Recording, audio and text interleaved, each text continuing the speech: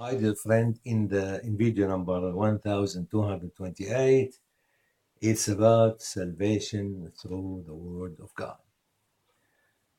We read in Psalm 25, verse 4. David was cry, crying to the Lord. He's saying in the second verse, he said in the first and second, and to thee, O Lord, do I lift up my soul. That's the beginning. Oh my God, I trust in thee. Let me not be ashamed. And in verse 4, he said, show me thy ways, O Lord. Teach me thy paths. People who are really serious about getting this gift from God, they need to follow certain steps. The first thing, the contrite spirit or the contrite soul. That is the feeling that the person confess he's a sinner and ask for help from God. He said here, show me thy ways, O Lord, teach me thy paths, lead me in thy truth. Who's the truth? Jesus. And teach me, for thou art the God of my salvation. You are the God of my salvation. On thee do I wait all the day, waiting for God's answer for salvation. And he says in 6, remember, O Lord, thy tender mercies.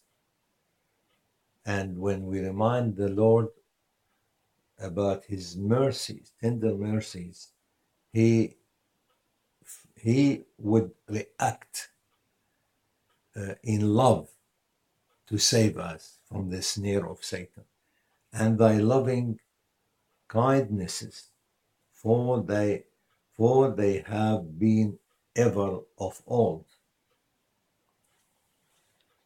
And he said in 7 something very good. Remember not the sins of my youth. So he asked for the omission of sins by God, nor my transgressions, according to thy mercy.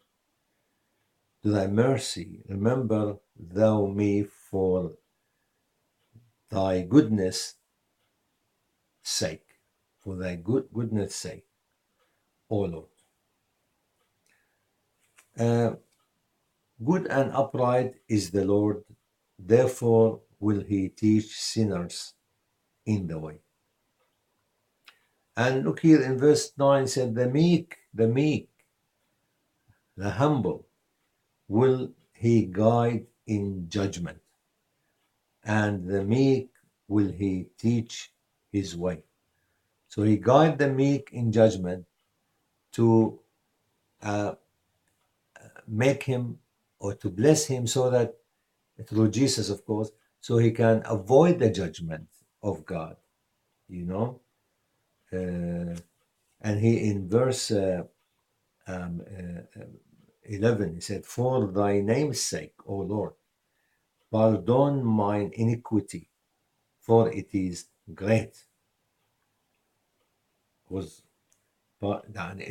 my iniquity is too much, so pardon me. So this is great verses actually. He said in 13, his soul, first in 12, he said, what man is he that fears the Lord? Hear the fear, trust and fear, and have contrite spirit. Him shall he teach in the way that he shall choose. God will teach him Teach the meek, the person who fears God, the way to be saved. His soul shall dwell at ease, and his seed shall inherit the earth. It said like many things about the blessings due to the salvation. And I think there's the verse 18. Look, he said, look upon my affliction and my pain, and forgive all my sin. Forgive all my sins. And salvation in the New Testament is clearer than in the Old Testament.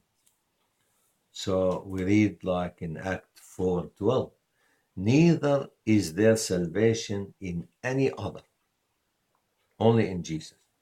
For there is none other name under heaven given among men whereby we must be saved. And there are lots of verses in Ephesians 2:8-9. For by grace are you saved through faith, and that not of yourselves, it is the gift of God, not of works, lest any man should boast. There are few principal words: fear the Lord, trust the Lord, have a contrite spirit, depend or rely on the grace of God only, not on work, on your work. And these are some steps of salvation. The first thing, the person has to fear God and be meek, humble, and also he should not have in his heart any bad reaction, like he want to reject the gift of God, and he want to have to be saved by work. That's impossible. That's impossible. Thank you.